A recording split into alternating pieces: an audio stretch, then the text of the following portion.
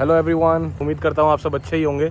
अभी जैसे ही मैं बाहर निकला देखा सामने तो गाड़ी नहीं है। हम लोगों ने गाड़ी अपनी जो छोटी वाली है वो पार्क करी थी मेरे वेयर हाउस के बाहर। मैं जा रहा हूँ पहले गाड़ी लेने के लिए, उसके बाद मैं जाऊँगा राका को वॉक पर लेके, क्योंकि राका के साथ वॉक करना ज़रूरी है। तो उसको थोड़ा सा टायर्ड भी फील हो जाएगा वॉक के बाद। उसके बाद मैं और किशोरी और जय कहीं और जाने वाले हैं।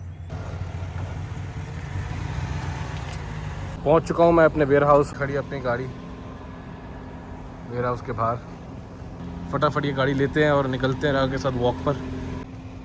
राका को अब ट्रांसफ़र करने का टाइम आ गया है। What happened? What are you smelling? What are you smelling? Sit. मेरी बात सुन लिया कर, सिट कर पहले। Yes, good boy. उधर सिट।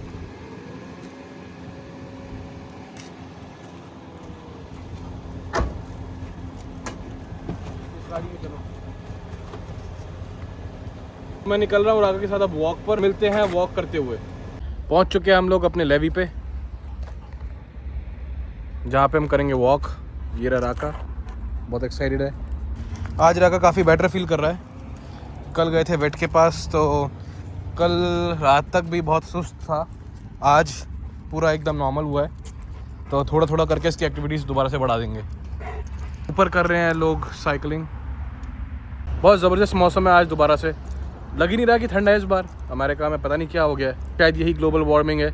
अजीब सा मौसम है, ठंड का टाइम है, दिसंबर चल रहा है और सर्दी बिल्कुल भी नहीं है। टी शर्ट में घूम रहे हैं सब, मैं ही नहीं, ऊपर तो टी शर्ट और निक्कर में घूम रहे हैं लोग। अमेरिका में कंस्ट्रक्शन इंडस्ट्री के अंदर काफ़ी ज़्यादा गिरावट आई है टैरिफ के चक्कर में, क्योंकि सब चीज़ों के ऊपर टैरिफ है।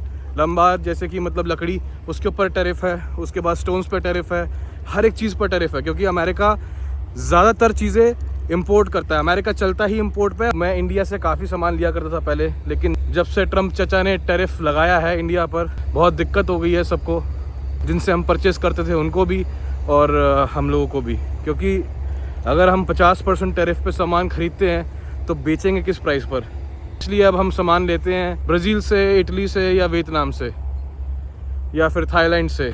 तो मतलब जहाँ पे कम टैरिफ है वहीं से हमें सामान लेना पड़ेगा मजबूरन। ट्रम्प का बोलना ये है कि वो चाहता है कि सब चीज़ें अमेरिका में बने, मगर अमेरिका में अगर कोई चीज़ बनती है, इवन एप्पल का आईफोन जो आज $1400 का है, अगर वो अमेरिका में बनता है तो 3500 प्लस होगा वो। तो पता नहीं वो चाहता क्या है, किस तरीके से सोच रहा है और कौन उसको दिमाग दे रहा है। मतलब या तो वो भांग खा के काम कर रहा है आजकल, या तो वो गांजा वांजा फूक रहा है, गारंटीड।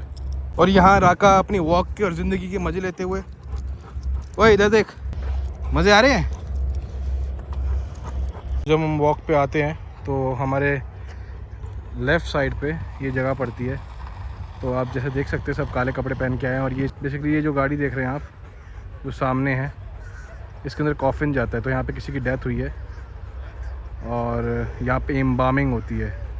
एम्बामिंग मतलब जो डेड बॉडी होती है उसको सजाया वगैरह जाता है, फिर यहाँ से तैयार करके इस गाड़ी में डाल के उसको ले जाते हैं ग्रेवयार्ड, जिसको सेमेट्री भी बोल सकते हैं। तो जो ये एम्बामिंग का प्रोसेस है, इसके अंदर सिर्फ बॉडी को ऊपर से नहीं सजाया जाता, जितने भी बॉडीली फ्लूइड्स हैं उन सबको ड्रेन किया जाता है। जैसे कि ब्लड हो गया या कुछ भी हो गया, तो सारे फ्लूइड्स को फ्लश किया जाता है। उसके बाद जो रेड कलर की जो इंक है उसको फिर बॉडी में डाला जाता है ब्लड की जगह, ताकि बॉडी फ्रेश दिखे और लाल जैसे नॉर्मल कलर होता है बॉडी का वैसा दिखे। उसके बाद बॉडी को ऊपर से सजाया जाता है मेकअप वगैरह से।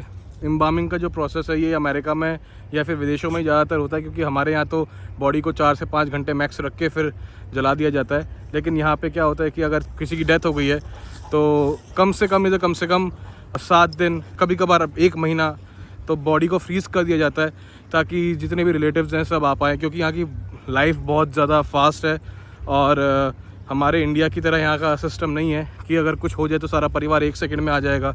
यहाँ पे सबको अपनी प्रायोरिटी सबसे ज़्यादा लगती है, मतलब सबका काम अपना सबसे ज़्यादा इम्पोर्टेंट रहता है। और जब सबका काम हो जाएगा तब उस बॉडी को, जो भी इनका संस्कार होता है, जो दफनाया जाता है, जो भी होता है वो होता है। खासकर हम इंडियंस को कभी ज़िंदगी में ज़रूरत नहीं पड़ सकती इन सब बकवास चीज़ों की, क्योंकि हमारे यहाँ पे इतना ज़्यादा इंपॉर्टेंस दिया जाता है। अगर कोई इंसान ज़िंदा है तो देते ही हैं, और अगर ज़िंदा नहीं है तब भी इम्पोर्टेंस होता है। जितना भी कोई किसी का काम हो सब छोड़ छाड़ के आ जाते हैं, क्योंकि उस समय कोई वेट नहीं करता, ना कोई काम देखता है, ना कोई कुछ देखता है, सीधा सबको आना ही होता है। इससे पता चलता है कि असली भावनाएं हम लोगों की कैसे जुड़ी हुई हैं एक दूसरे के साथ, और हमारे लिए परिवार का क्या महत्व है।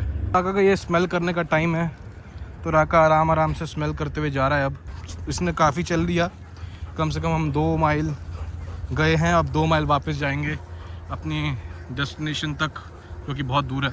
तो अभी स्मेल करते करते रुकते रुकते जाएगा, कोई टेंशन नहीं है। तो जो अपनी एक वॉक थी वो हो चुकी है।